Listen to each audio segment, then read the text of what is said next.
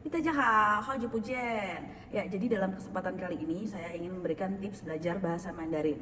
Jadi ketika kita ingin belajar bahasa Mandarin, yang pertama harus kita ketahui adalah mengenali pinyin terlebih dahulu. Seperti kita belajar bahasa Indonesia itu kan yang pertama kali kita pelajari A, B, C, D, dan lain-lain. Sama seperti bahasa Mandarin, P, P, M, F, dan lain-lain.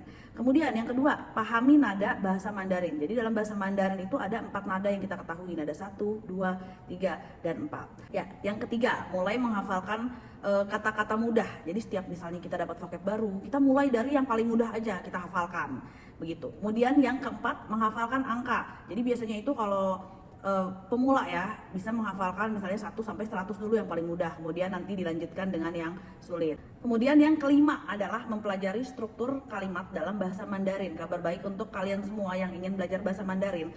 Kalau struktur dalam bahasa Mandarin itu hampir sama dengan bahasa Indonesia. Misalnya kita mau bilang saya mau makan, 我要吃饭. Saya mau tidur, 我要睡觉.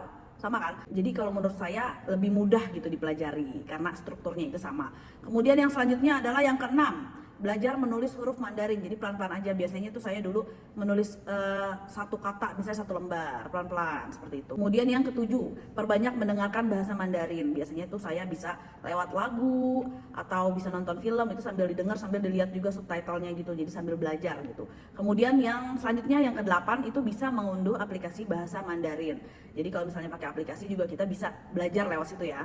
Kemudian selanjutnya yang ke-9 adalah bisa memfollow akun seleb bahasa Mandarin. Jadi banyak kan ya akun-akun di sosial media, kita bisa belajar juga dari situ, bisa sambil latihan gitu. Kemudian yang terakhir adalah mengikuti pelatihan bahasa Mandarin. Jadi kalau misalnya ada yang ingin belajar bahasa Mandarin bisa juga DM atau hubungi saya. Shishit aja, Zaijian.